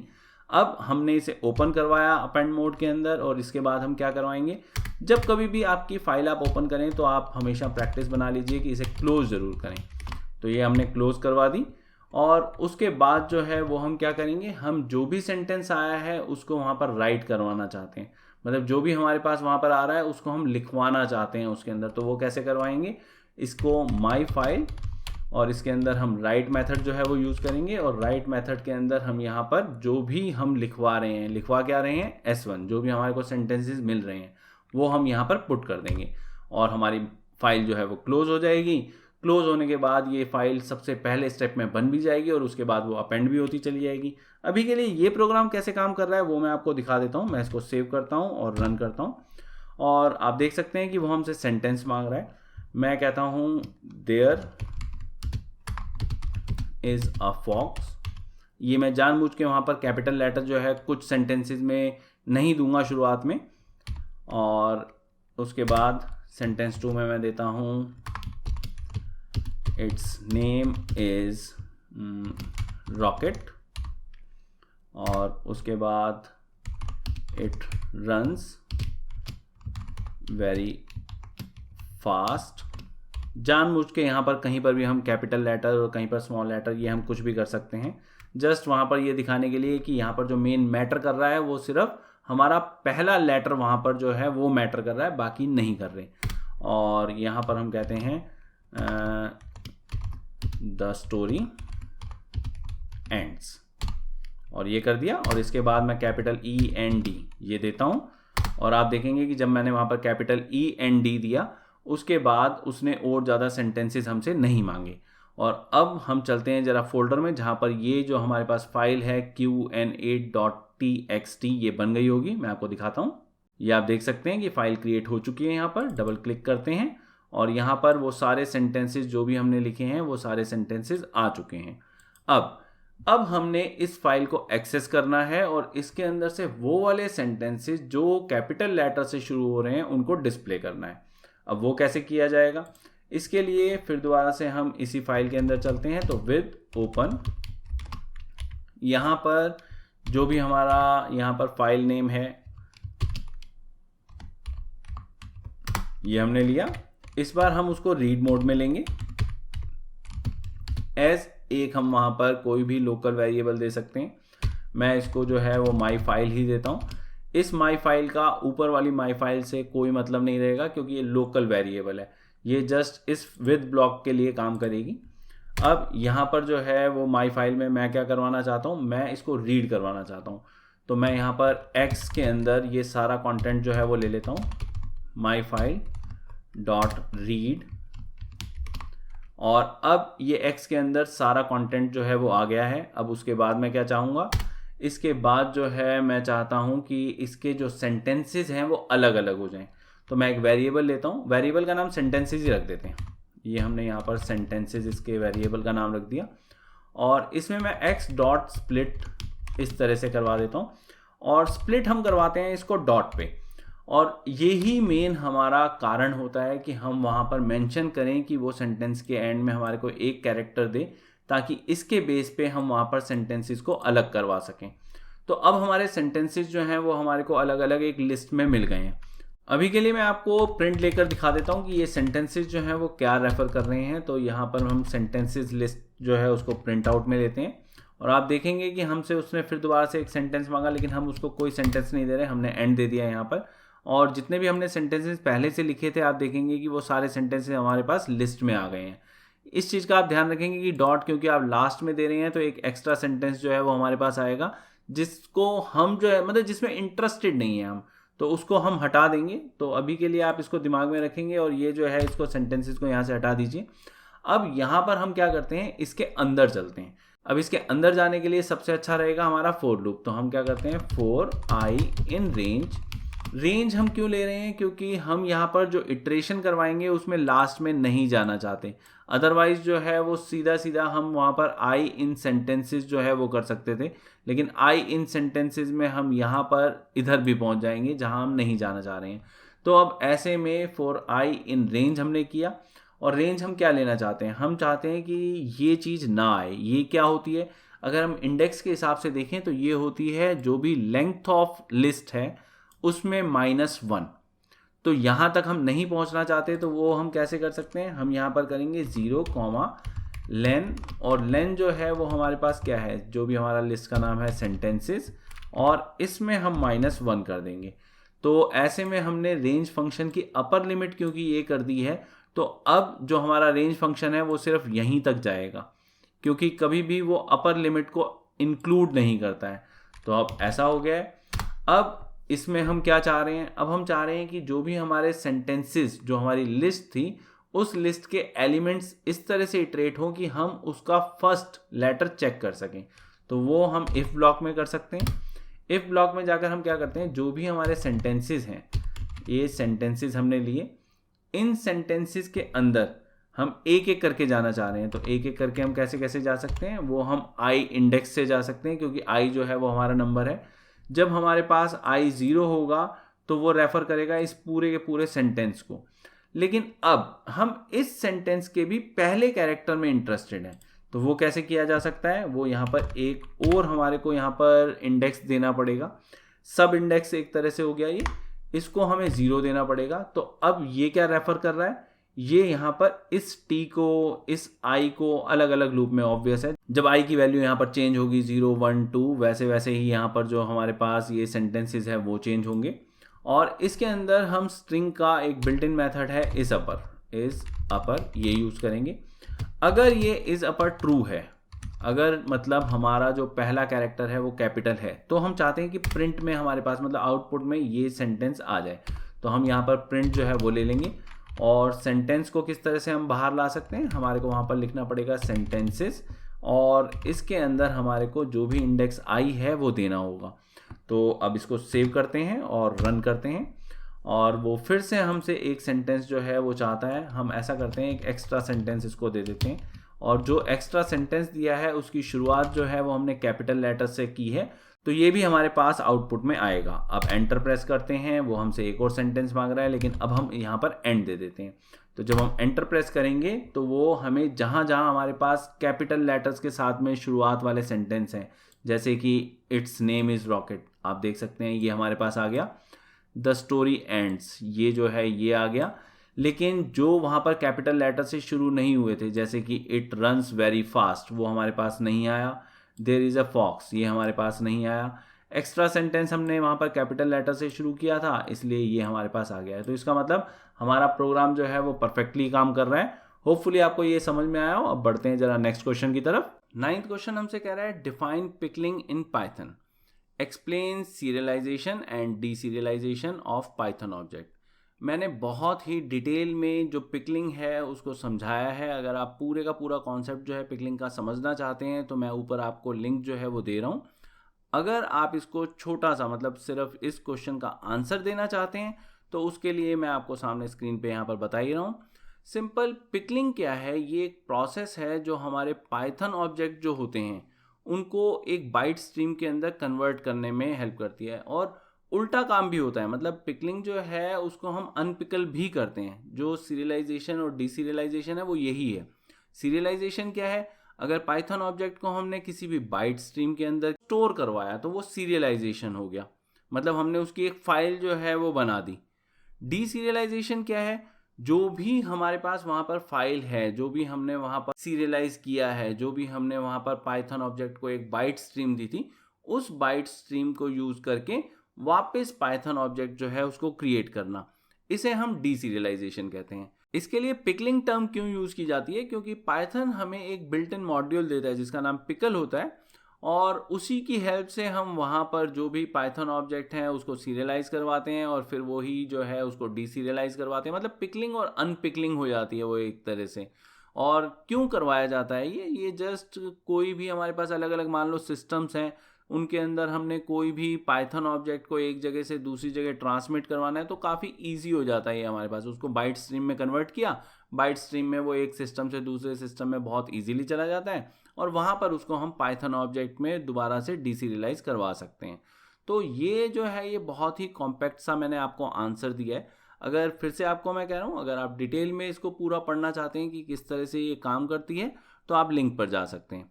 10th क्वेश्चन ये हमसे कह रहा है write a program to enter the following records in a binary file. यहाँ पर उसने कहा है कि हमें एक आइटम नंबर चाहिए जो कि एक इंटीजर होगी, एक आइटम नेम चाहिए जो कि स्ट्रिंग होगा, एक क्वांटिटी चाहिए जो फिर से एक इंटीजर होगी, प्राइस चाहिए जो कि फ्लोट होगा। नंबर ऑफ रिकॉर्ड्स जो हैं वो हमने एंटर करने हैं, लेकिन number of records user he enter करेगा, मतलब यूज़र बताएगा कि कितने रिकॉर्ड्स वो पास कर रहा है। और फाइनली हमें वही रिकॉर्ड्स जो हैं वो डिस्प्ले करवाने हैं इस फॉर्मेट में, मतलब पहले आइटम नंबर, फिर आइटम नेम, फिर क्वांटिटी, फिर प्राइस पर आइटम और लास्ट में अमाउंट। और अमाउंट कैसे आना चाहिए, प्राइस को क्वांटिटी से मल्टीप्लाई करके। तो इसको समझने के लिए हम चलते हैं जरा इडल में और वहाँ देखते हैं ये किस तरह से बनाया जा सकता है। तो प्रोग्राम की शुरुआत करते हैं यहाँ पर इनपुट आइटम से, मतलब जो भी हमने यूजर से लेनी है उनके बारे में। तो सबसे पहले आइटम नंबर जो है तो वो हमने एक इंटीजर लेना है। इंटीजर जो है वो ऑब्वियस है हमारे इनपुट में आएगा। यूजर को यहाँ पर हम बता देते हैं कि हम चाहते क्या हैं, तो आइटम नंबर जो है वो हम चाहते हैं। उसके बाद हम आइटम नेम चाहते हैं, आइटम नेम के लिए हम वेरिएबल ये दे देते हैं। इसके बाद हमारे को ये जो आइटम नेम है ये हम किस में चाहेंगे, ये तो हम स्ट्रिंग में चाहेंगे। तो स्ट्रिंग के अंदर जो है वो जस्ट हमारे को मेंशन करना है कि आइटम नेम, इस तरह से, क्योंकि इनपुट स्टेटमेंट जो है वो जो भी लेती है वो स्ट्रिंग में ही आता है। उसके बाद हमारे को चाहिए क्वांटिटी, तो QTY हम इस तरह से ले लेते हैं और ये जो है इंट में ही आएगा। तो हमारे को यहाँ पर इंट लेना है, यहाँ पर इनपुट, और यहाँ पर हमने बता देना है हम उससे क्या मांग रहे हैं, हम मांग रहे हैं क्वांटिटी। उसके बाद हमारे पास बचा प्राइस। प्राइस के लिए हम यहाँ पर वेरिएबल प्राइस ले लेते हैं और ये एक फ्लोट होने वाला है तो इसको हम फ्लोट के अंदर कन्वर्ट करते हैं, इनपुट स्टेटमेंट लेते हैं और यहाँ पर हम बता देते हैं कि हम उससे क्या मांग रहे हैं। यहाँ पर हम उसको एक प्राइस मांग रहे हैं और अब हमारे को टोटल अमाउंट जो है वो कैलकुलेट करना है। तो अमाउंट जो है वो मैं इस तरह से एक वेरिएबल ले लेता हूँ। इसके अंदर जो है वो किस तरह से कैलकुलेट होगा वो हमारे को वहाँ पर बताया हुआ है क्वेश्चन में। हमें क्वांटिटी को मल्टीप्लाई करना होगा प्राइस से, तो ये हमारे पास अमाउंट आ गया। बात यह है कि ये हमने कितने रिकॉर्ड बनाने हैं वो कौन बताएगा, वो भी यूज़र ही बताएगा। तो हम यहाँ पर जो है वो एक इंटीजर और लेंगे और ये इनपुट स्टेटमेंट में ही आने वाला है। इसके अंदर हम उससे पूछ लेते हैं नंबर ऑफ रिकॉर्ड्स। तो इस तरह से यूज़र को पता चल जाएगा कि हम उससे क्या मांग रहे हैं। तो नंबर ऑफ रिकॉर्ड जब यूज़र बताएगा तो हम यहाँ पर एक फॉर लूप रन करेंगे, फॉर आई इन रेंज, और फॉर आई इन रेंज के अंदर हम इनपुट कर देंगे, जिसके कारण ये जो हमारे पास इनपुट स्टेटमेंट्स हैं ये वहाँ पर रिपीटेटिवली वहाँ पर रन करवाई जाएंगी। कितनी बार, ये जो है ये हमारे को वहाँ पर n टाइम्स चाहिए होंगी, तो इसलिए हमने उसको फॉर लूप के अंदर दे दिया है। अब ये जो भी हमारे पास आइटम्स हैं, ये आइटम्स हम क्या चाहते हैं, इन आइटम्स की हम एक लिस्ट बनवा सकते हैं। तो हम ऐसा करते हैं, यहाँ पर एक ब्लैंक लिस्ट जो है वो क्रिएट करते हैं। यहाँ पर हमने एक ब्लैंक लिस्ट जो है वो क्रिएट की और उसके बाद जो हमारे पास लिस्ट है उसके अंदर इसको हम अपेंड करवा देते हैं। तो हमारे पास L1 डॉट अपेंड, और अब जो भी हम इसके अंदर अपेंड करवाएंगे वो किस तरह से करवाएंगे, हम इसको एक लिस्ट की तरह अपेंड करवाते हैं। यहाँ पर हम क्या करते हैं, सबसे पहले जो है वो आइटम नंबर, बस हमारे को ध्यान रखना है कि हम वहाँ पर कौन से इंडेक्स पे क्या दे रहे हैं। तो हम यहाँ पर एक एक करके, क्योंकि जब कभी भी उसने डिस्प्ले करवाना होगा जो भी यूज़र होगा तो वो उसी हिसाब से ही करवा पाएगा। तो यहाँ पर आइटम नेम, उसके बाद क्वांटिटी, फिर प्राइस और फिर AM। तो ये वाली लिस्ट जो है वो हम यहाँ पर अपेंड करवाते जाएंगे लिस्ट 1 में। तो हमारे पास जैसे जैसे रिकॉर्ड बनेगा तो आप ध्यान रखेंगे कि ये आपका एक कंप्लीट रिकॉर्ड माना जाएगा। फिर दूसरा रिकॉर्ड बनेगा तो दूसरी बार ये सारी की सारी आइटम्स जो हैं वो दूसरी लिस्ट में जाएंगी। तो ये हम अपेंड करवाते जाएंगे तो नेस्टेड लिस्ट बन जाएगी। क्या बनेगा और कैसे बनेगा ये मैं आपको आउटपुट लेकर दिखाई दूंगा। अभी के लिए इस फोर लूप से बाहर निकलते हैं और जो भी हमने वहाँ पर लिस्ट के अंदर हमारा एक नया स्ट्रक्चर जो है वो बना लिया है नेस्टेड लिस्ट का, उसको डंप करवाते हैं किसी एक फाइल के अंदर। तो यहाँ पर विद ओपन ये मेथड लेते हैं। यहाँ पर हम जो फाइल है फाइल का नाम लेते हैं। हमारे को यहाँ पर उसने कोई भी ऐसा पर्टिकुलर नाम लेने को नहीं कहा, तो यहाँ पर हम ऐसा करते हैं रिकॉर्ड, क्योंकि हम बना रहे हैं तो record.dat ये हम फाइल ले लेते हैं और इसके अंदर हम अभी के लिए सिर्फ लिखवाना चाहते हैं। तो ठीक है, अगर ऐसा है तो यहाँ पर WB मोड ले लेते हैं और अब यहाँ पर इसको एक वेरिएबल दे देते हैं, टेम्परेरी वेरिएबल हमने दे दिया माई फाइल। अब इसके अंदर जो है वो हम डंप करवाते हैं। अब डंप करवाने के लिए हमें यहाँ पर पिकल मॉड्यूल जो है वो चाहिए होगा। तो पिकल मॉड्यूल जो है वो सबसे पहले हम इंपोर्ट जो है वो कर लेते हैं। तो यहाँ पर हम लिखते हैं इंपोर्ट, यहाँ पर पिकल। तो अब हमने यहाँ पर इंपोर्ट कर लिया है। थोड़ा सा स्ट्रक्चर जो है उसको कॉम्पैक्ट कर देते हैं, जो भी हमने ब्लैंक लाइंस दी थी थोड़े से स्ट्रक्चर को अच्छा बनाने के लिए उसको अभी के लिए हटा देते हैं। और यहाँ पर जो है वो पिकल डॉट डंप ये यूज़ करते हैं। हम क्या डंप करवाना चाहते हैं, हम L1 जो हमारी लिस्ट है उसको डंप करवाना चाहते हैं। कहाँ पर करवाना चाहते हैं, हम माई फाइल में करवाना चाहते हैं। अब रीड करवाने के लिए फिर से हम विद ब्लॉक जो है उसे यूज़ करते हैं। यहाँ पर विद ओपन और यहाँ पर जो भी हमारा हमने बाइनरी फाइल बनाई थी रिकॉर्ड नाम से record.dat और इसको अब हम ओपन करते हैं RB मोड में, क्योंकि अब हम सिर्फ इसको रीड करवाना चाहते हैं। फिर से एक लोकल वेरिएबल दे देते हैं माई फाइल। लोकल वेरिएबल सिर्फ एक पर्टिकुलर ब्लॉक में काम करते हैं, तो इस माई फाइल का इस माई फाइल से कोई मतलब नहीं है। आप चाहें तो कोई दूसरा वेरिएबल ले लीजिए। अब इसको जो है वो हम लोड करवाते हैं। लोड करवाने के लिए हम पहले ऐसा करते हैं, एक वेरिएबल ले लेते हैं, टेम्परेरी वेरिएबल हमने एक x ले लिया और इसके अंदर जो है वो हम पिकल डॉट लोड ये मेथड यूज़ करते हैं और इसके अंदर माई फाइल जो है इसको पास करवा देते हैं। तो अब हमारे पास सारा का सारा डेटा जो है वो हमारे पास x में आ जाएगा। और अभी के लिए मैं ऐसा करता हूँ, मैं आपको यहाँ पर जो प्रिंट है वो लेकर दिखा देता हूँ कि x में हमारे पास क्या आया है। तो इसको अभी सेव करते हैं और रन करते हैं। और सबसे पहले जो है वो हमसे नंबर ऑफ रिकॉर्ड्स जो है मांग रहा है। मान लो हमने 3 रिकॉर्ड्स बनाने हैं तो हमने 3 जो है वो पास कर दिया। आइटम नंबर आप कोई भी एक रैंडम दे सकते हैं। मैंने 5 to 8 जो है वो दिया। आइटम नेम मैं कहता हूँ मुझे वकांडा का आर्मर चाहिए, तो WA वकांडा आर्मर हो गया। क्वांटिटी मेरे को वहाँ पर पूरी एक आर्मी तैयार करनी है। मान लो मैंने वहाँ पर 450 बंदे जो हैं उनको ये देना है। और प्राइस जो है मान लो अभी के लिए उसका प्राइस जो है वो कुछ ऐसा सा है और इसके आगे जो है वो हम कुछ ऐसा सा दे देते हैं। आइटम नंबर, अब वो फिर दोबारा से हमसे कह रहा है कि और क्या चाहिए हमारे को। आइटम नंबर जो है वो मान लो अब है हमारे पास 467 और आइटम का नेम मान लो आयरन मैन हेलमेट है और क्वांटिटी जो है आयरन मैन हेलमेट की हमारे को 240 जो है वो चाहिए और इसकी जो वहाँ पर प्राइस है वो मान लो हमारे पास ऐसे है। फिर आइटम नंबर हमसे मांग रहा है तो आइटम नंबर फिर हम दे देते हैं इसको 223।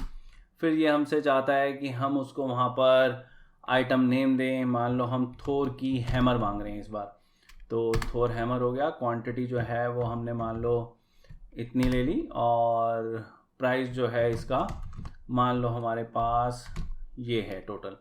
तो हमने वहाँ पर रैंडम जो भी हमारे दिमाग में आया हमने वहाँ पर फिल कर दिया है। अब बात ये है कि इसके बाद जब हम एंटर प्रेस करेंगे तो क्या होता है। तो हम एंटर प्रेस करते हैं। एंटर प्रेस कर रहे हैं तो हम यहाँ पर देख रहे हैं हमारे पास जो भी रिकॉर्ड्स थे वो हमारे पास नेस्टेड लिस्ट में जैसा कि हम चाहते थे बिल्कुल वैसे ही आ गए हैं। सबसे पहले जो है वो हमारे पास आइटम नंबर आया है, फिर उसके बाद आइटम नेम, फिर उसके बाद जो है वो वहाँ पर हमने क्वांटिटी, मतलब हमें वो कितना चाहिए वो, और उसके बाद जो भी हमारे पास प्राइस है वो, और उसके बाद अमाउंट जो कैलकुलेट हुआ है। अमाउंट कैसे कैलकुलेट हुआ है, वो हुआ है हमारे पास जो भी हमारा प्राइस था उसको क्वांटिटी से मल्टीप्लाई करके। अब ये तो हमने डिस्प्ले करवा दिया, लेकिन जो फॉर्मेट हमें चाहिए, जो रिक्वायर्ड फॉर्मेट है, उसमें हम कैसे लेकर जाएंगे इसको, अब उसकी बात। तो उसके लिए हम ऐसा करेंगे कि सबसे पहले हम समझेंगे कि यहाँ पर हमारे को चाहिए क्या क्या है। तो हमारे को यहाँ पर आइटम नंबर चाहिए, आइटम नेम चाहिए, जैसा कि हमारे को क्वेश्चन के अंदर बताया हुआ है। तो हमें यहाँ पर आइटम नंबर जो है वो इस तरह से लिखवाना है, और यही स्टेटमेंट जो है ऐसा करते हैं, इसको पहले मैं कॉपी करके पेस्ट कर देता हूँ 5 बार, क्योंकि हमारे को 5 अलग अलग चीज़ें चाहिए। दूसरे में हमारे को वो आइटम नेम जो है वो चाह रहा है, उसके बाद वो हमसे नेक्स्ट में चाह रहा है कि क्वांटिटी हम उसको बताएं। तो हम यहाँ पर क्वांटिटी जो है वो इस तरह से दे देते हैं। उसके बाद फोर्थ हमारे पास जो चीज़ वो चाह रहा है वो है प्राइस पर आइटम। तो प्राइस पर आइटम जो है वो दे देंगे हम इसको, और लास्ट में वो हमसे चाह रहा है कि हम उसको अमाउंट बताएं। तो ये हमारे पास अमाउंट हो जाएगा। तो हमें 5 वहाँ पर चीज़ें जो हैं वो देनी होंगी, लेकिन ये 5 चीज़ें आएंगी कहाँ से। तो अगर आप यहाँ पर नेस्टेड लिस्ट का स्ट्रक्चर समझते हैं, तो आपको जो मेन लिस्ट है सबसे पहले उसकी पहली नेस्टेड लिस्ट में जाना है, फिर दूसरी में, और फिर तीसरी में। ये किया जा सकता है वहाँ पर फोर लूप से। तो हम यहाँ पर फोर लूप जो है वो रन करते हैं। यहाँ पर हम फोर लूप रन कैसे करेंगे वो मैं आपको समझा देता हूँ। हम यहाँ पर लेंगे फोर, जो भी आपका नंबर है, आप मान लो आई ले लेते हैं या जे ले लेते हैं, इन, ये जो है इसको आप रेंज में रन करवाइए। क्यों रेंज में रन करवाना है, क्योंकि हमारे को एक इटरेटर चाहिए होगा। क्यों चाहिए होगा इटरेटर, वो अभी आपको मैं समझा देता हूँ। फॉर आई इन रेंज, और रेंज कितनी, जितनी भी आपकी लेंथ है, लेंथ किसकी, जो भी आपकी मेन लिस्ट है एक्स, उसकी। तो ये आपने इस तरह से लेना है। जो भी आपके पास 5 प्रिंट स्टेटमेंट है, इसे आप वहां पर इंडेंट करवा देंगे ताकि वो फोर लूप के अंदर आ जाए। और अब आइटम नंबर में आपको क्या चाहिए होगा उसकी बात। आइटम नंबर में आपको जो आपकी लिस्ट है, उस लिस्ट का सबसे पहला नंबर चाहिए, जो भी आपकी नेस्टेड लिस्ट का सबसे पहला नंबर है, यानी 528। तो पहले तो आपको नेस्टेड लिस्ट में पहुंचना पड़ेगा, और आपकी नेस्टेड लिस्ट जो है वो बदलनी चाहिए। पहले आपकी ये होनी चाहिए, उसके बाद जब दूसरा लूप है उसमें आपको अगली वाली चाहिए होगी, और उसके बाद जो नेक्स्ट फोर लूप चलेगा उसमें आपको थर्ड चाहिए होगी। तो इसका जो इटरेटर चाहिए होगा वो आपको बदलता हुआ चाहिए। तो ऑब्वियस है आपको यहाँ पर आई यूज करना होगा, लेकिन जो नेस्टेड लिस्ट के अंदर आपका इंडेक्स है वो आपको सेम चाहिए। इसका क्या मतलब हुआ, आइटम नंबर हमेशा 0 इंडेक्स पे। अगर आप देखेंगे तो ये 0 इंडेक्स है, ये भी हमारा ऐसे ही यहाँ पर 0 इंडेक्स है। तो यहाँ पर आप फिक्स नंबर दे सकते हैं, यहाँ पर आप 0 दे सकते हैं। तो ये हो गया आपके पास। और इसी तरीके से हम ऐसा करते हैं, जो भी हमारे पास ये है इसी को पहले पेस्ट करवा देते हैं, और उसके बाद सिर्फ इंडेक्स जो है वो बदल देंगे। यहाँ पर जो है ये इस तरह से पेस्ट, फिर पेस्ट, फिर पेस्ट, और फिर पेस्ट। अब यहाँ पर जो है वो हम क्या करेंगे, यहाँ पर हम 1 ले लेंगे, यहाँ पर हम 2 ले लेंगे, यहाँ पर हम 3 ले लेंगे, और यहाँ पर हम 4 ले लेंगे।